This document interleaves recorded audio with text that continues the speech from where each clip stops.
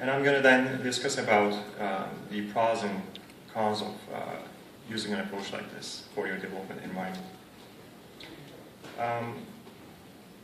So what do we mean by mocking your API? It's simulating a backend with scripted responses in order to aid development and or testing. So just a bit about me. My name is Goral, which is pronounced Goral because it actually has an S with a hook and umlaut O's, not like the way I'm writing it in English. The photo we have up at the JQueryTO website is, I think, from 2 summers ago. So that's a summer BDQ photo. This is what I look like in a winter conference. And I have awesome Photoshop skills, by the way. In terms of my background, I've done 8-bit, 16-bit, 32-bit, and now 64-bit programming. Have started programming as a childhood hobby. I didn't actually get formal training on it. 68,000 assembly was the first programming language I learned. Then I moved on to higher level languages. And in my professional life, I've been doing server-side programming using C++, Pascal, Java, etc. But I've always had a passion for web development. And I've always had my own personal projects on the side. And I was lucky enough in the last couple of years to start just doing web development in my professional life as well. And I just love it. And I love JavaScript.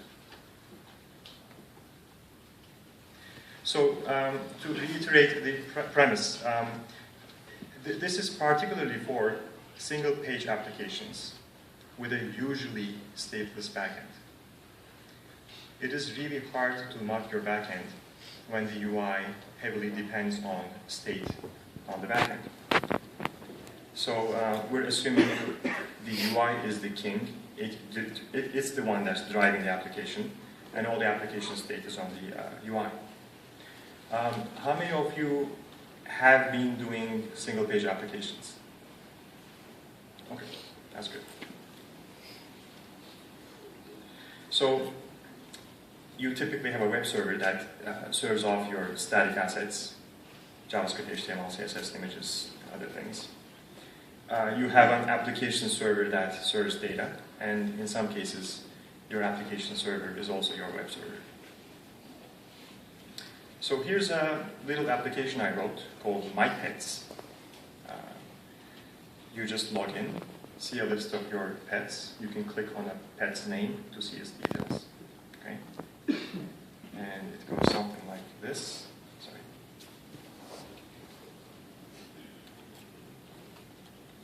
So I have implemented both in Angular and jQuery to demonstrate the concept better. No need for that. Just give me a second. Zoom. Okay.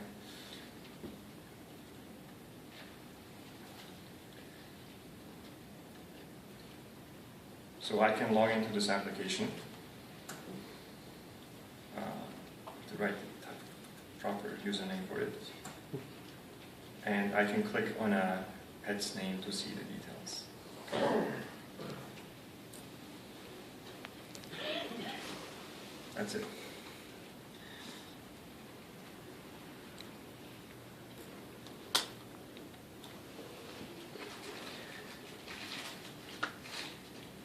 So next thing I'm going to do is remove the backend and see what happens. But of course, wait, before that, I'm going to just quickly talk about something. So I wrote this very simple application, but it's still a single-page application.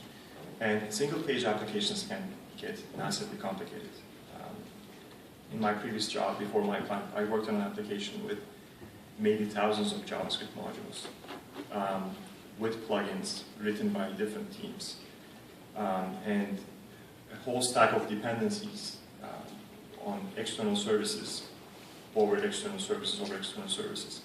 So there were many ways your development environment could break. Your database could go corrupt. there could be a problem with the network, some other subnet, this subnet, or somebody would just update some configuration service version, but then it would render your environment invalid. And in an enterprise application, you cannot run everything on your laptop. You have to depend on stuff running within the company in your network. So you have this very fragile environment. And this is especially important when, for example, even if you're a full stack developer, you have a task at hand. You just need to go in, move this button 5 pixels to the side to fix this bug. But then you realize your environment is broken.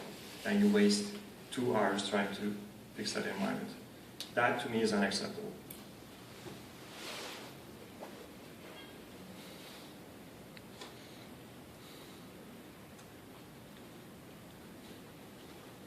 So your UI interfaces with the backend API, but it's just the tip of the iceberg. Your backend can be massively complicated. Even so, now I will just make a very trivial statement, but I think I still have to do it. So typically, even if it's a very complicated UI that depends on many different services to fetch its data, the UI can typically be rendered with just GET requests. So when you hit refresh, it goes and does a bunch of fetches and renders the UI. So static assets, API calls. And we can actually simulate this with a static web server by just taking advantage of the default document feature, creating the same folder structure as the API path structure, and dropping in an index.html file.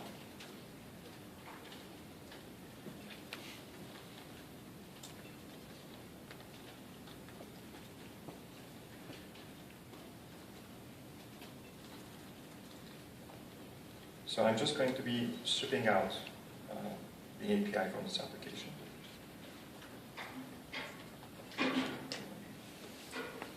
Can you even see what I'm typing there? No. Okay. It's okay though.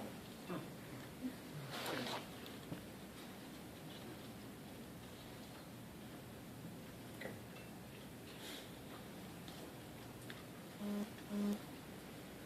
Sorry. By the way, I'm historically a PC user. I'm still trying to get used to Mac shortcuts, so bear with me for a second. Yes.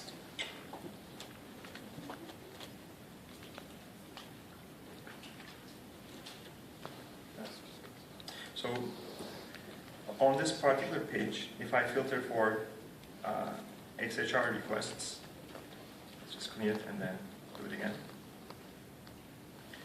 I get 404 not found for 2 things here. This is a very simple web page, right? So there's just a username display there that's missing, and obviously I missed the list of pets. So let's just do something very trivial here, which is go to my application under examples. I'm just going to actually create it here.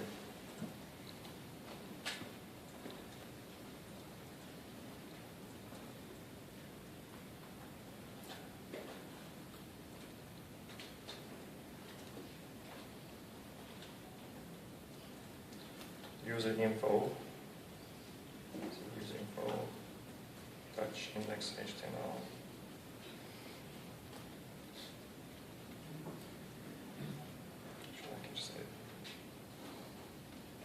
So I want this to be a payload where I have 2 properties called first name, John,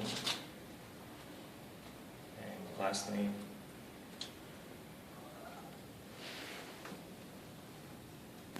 Doe.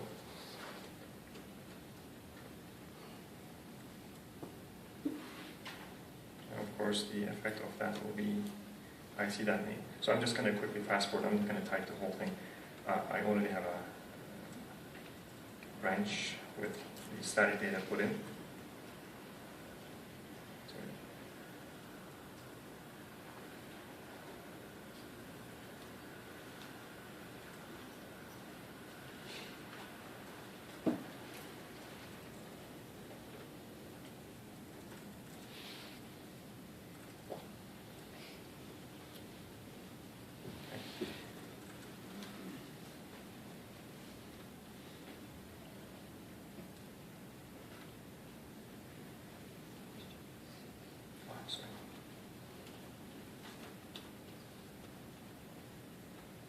The font is even tiny for me right now. So, okay, this was trivial so far, but it serves a purpose. So, going back. Thank you. So, we were able to render an entire application without the backend.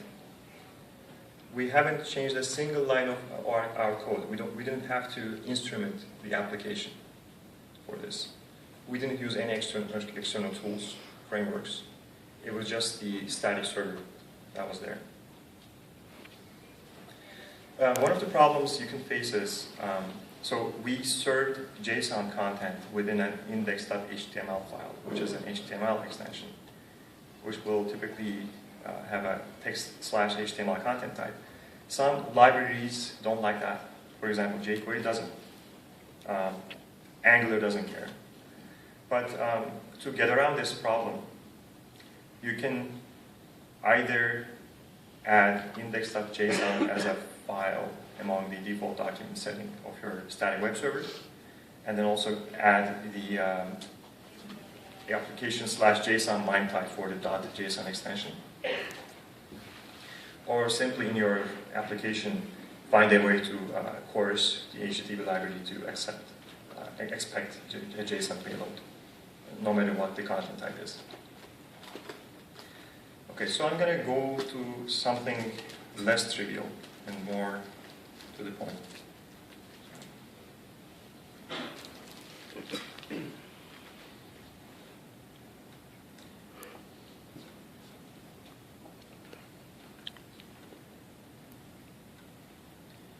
So I want to log into this application now. When I sign in, it is a POST request. How am I going to simulate a POST request with a static web server?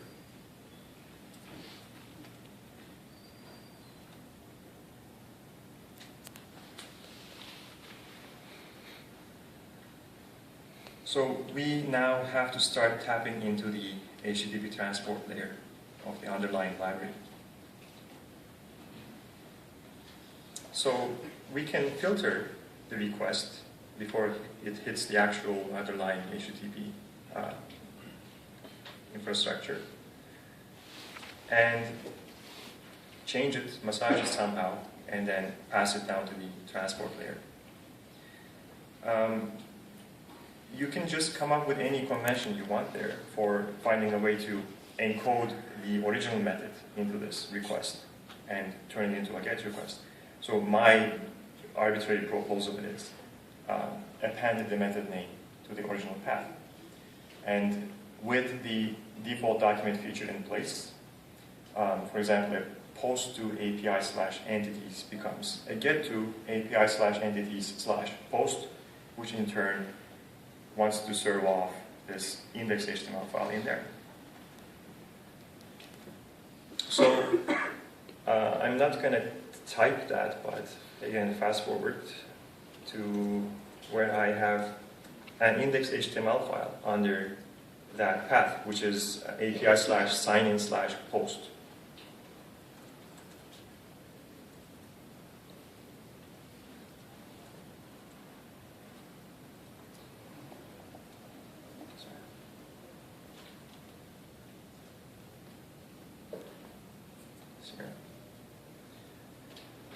Now when I hit sign in,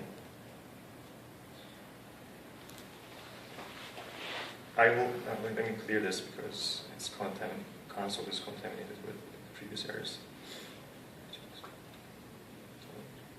When I sign in now, I just get a 200 OK from the backend, and the application makes a decision to just get me in. So now that we've already started tapping into the HTTP transport layer, there are more exciting things we can do.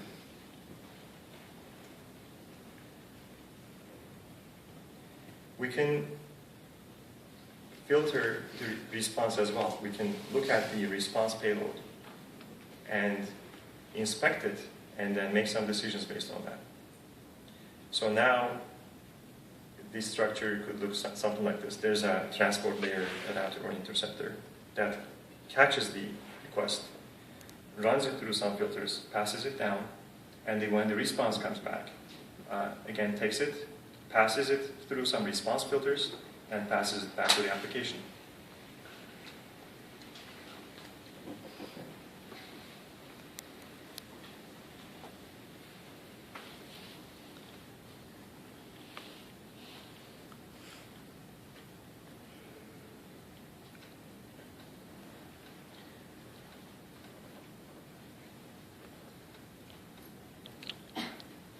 Does anybody know how I can zoom into the left-hand file navigation part? Okay, so let's just pass one out. So API/signin/post index.html, which is currently an empty file. Just empty object, sorry. Yay, shortcuts. So I'm going to say anything that starts with a $sign is a special sign to my filtering layer. I'm going to introduce an artificial delay of 750 milliseconds.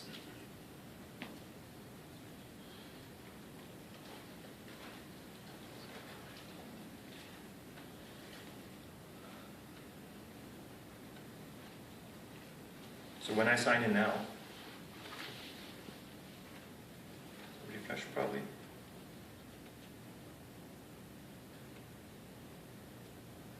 That was too short. Let's make it a second and a half. Sign out. When I sign in now, the UI will wait that time and then return the response. So I personally find this kind of magical because let's suppose you have spent an hour finding the best GIF spinner animation and tweak its exact position on the screen, only to not be able to see it because your local server serves everything off in 20 milliseconds. You have to maybe keep refreshing, try to catch it at that moment, or maybe deploy this to production, even maybe create artificial latency on your network to see these things. And this is just one simple example. There can be multiple things like this, multiple moving parts, multiple asynchronous things going on that you have to account for in an application. This simple latency injection allows you to test all these edge conditions easily. I can also do things like, okay, let's delay for 3 seconds and then die. I'm going to simulate an HTTP timeout, which is also a very hard to reproduce case. So 1, 2, 3, failed. Moreover, I can do, say, let's just keep this 500 millisecond delay in case. I'm going to override the HTTP response status.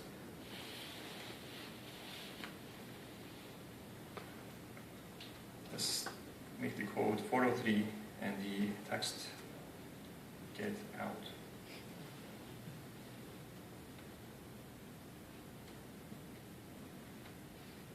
Authentication failed. Error.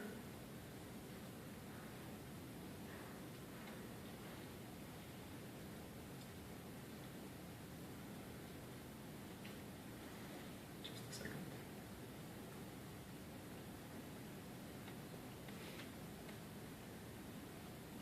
I have to cheat. Status.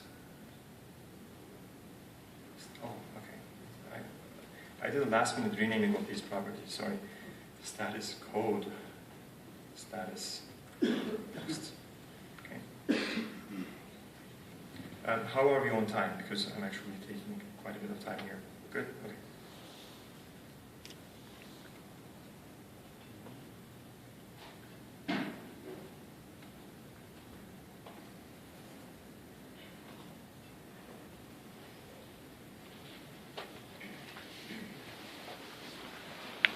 Save it.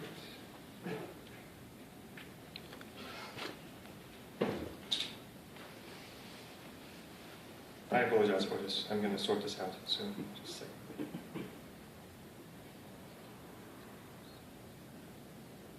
Oh, okay. Why is that after all called? Text. Okay. I don't know why I didn't in the first place. Okay.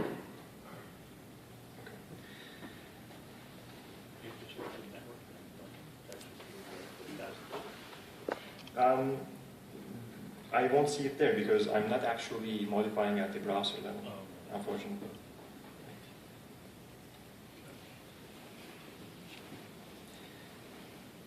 But I'm going to now fast forward to something that I know it works, so it will be fine.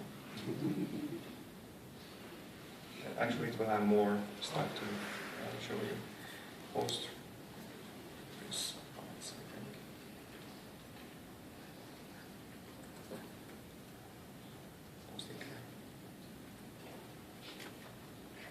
Okay. So the full-fledged demo actually has things like this. Let me close this, we don't need it anymore. So,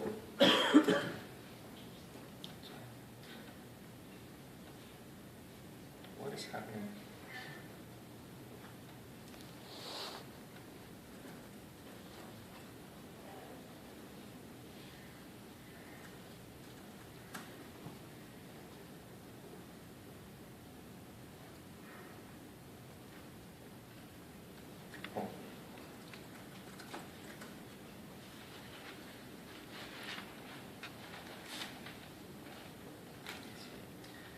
So I can simulate an authentication failure, either with the password or username.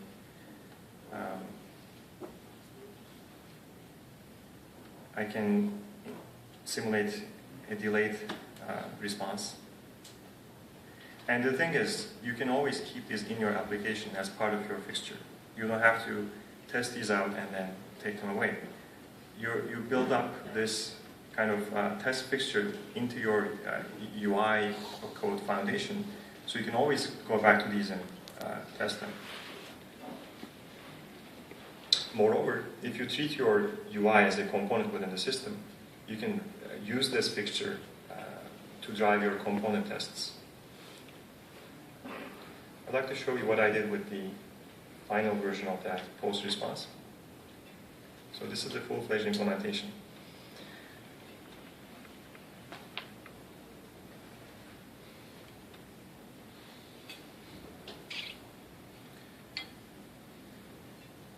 On a sign-in request, the request payload has two properties, username and password. So my quote-unquote script goes, introduce a 500 millisecond latency in any case. Now we're going to switch on the username payload parameter. If the username is John, then I'm going to go check the password property. And if it's password, so John password, I'm just going to return an empty JSON object, which will amount to HTTP 200 OK. Anything else, I will return a 403 forbidden.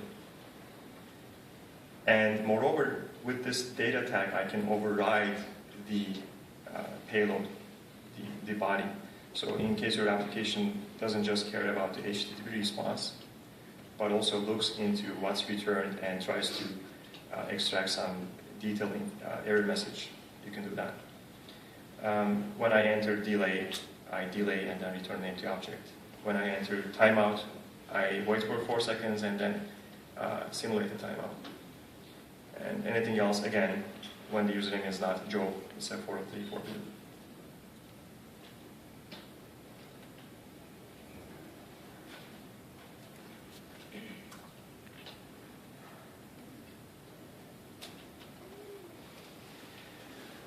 So with this approach, I created a simple library and I tentatively called it dmock for declarative mocking.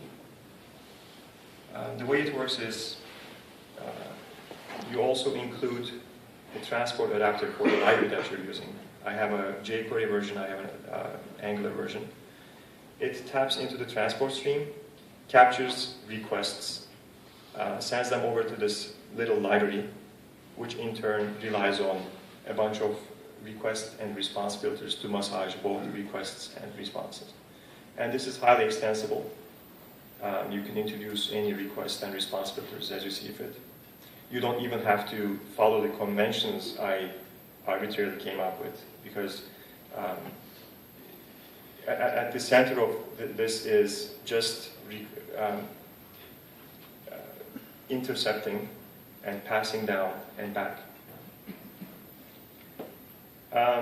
One thing that's interesting is you could also use this on the back end. So you could take this same library, which is library agnostic, stick it inside a simple node server, and write a very simple node mock backend that uses these JSON fragments for simulation instead of writing actual code.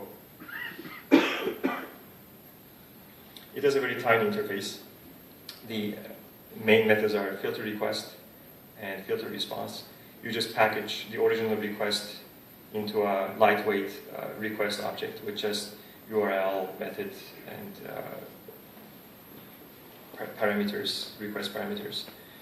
Same with response. You just package the coming response into a simple object with response text, response payload. And there's a whole bunch of filters that it comes with by default for modifying the method, introducing delay, timeout, overriding the HTTP status, switching on payload parameters.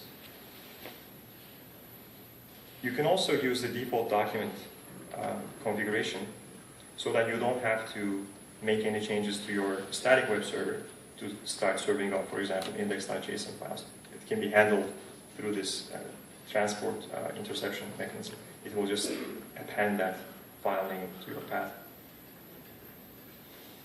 I had a bunch of other filter ideas. I didn't implement them. For example, you can introduce a header filter to start adding additional HTTP headers to the response. You can maybe have some sort of looping repeat tag in order to create massive sets of data instead of manually typing them yourself. You can also parameterize the response body.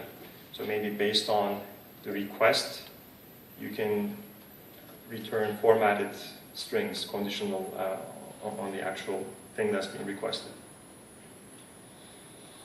So one big question is, this is fine. Like, I've hacked my application now, injected that transport adapter, but I don't want to do this for my production code. How do you just enable this at development time and not touch your production code? So my answer to that is, it's really application specific, and I'm not even going to attempt to answer that. I've done it for my particular application, for my particular case. But here are a few things to think about. If your application already has plugin support, maybe it's just a developer plugin, like an SDK plugin you put in there. You can have conditional dependencies. For example, if you're using Bower to fetch your third parties, maybe you can fetch this, but fetch a stub that doesn't do anything on production. You could use build pragmas switches to actually completely take it out of your production code. In the end, the principle is, do not contaminate your production code with development and testing concerns, if you can do it. And I'm not the first person to come up with this idea, obviously. I mean, the initial idea was very trivial. It's not even an idea, it's just a realization. I've Googled, saw a bunch of blog posts, people talking about similar methods. There are already libraries. There are already field facilities built right into the frameworks. Like jQuery has a bunch of transport hooks. Angular does have them as well.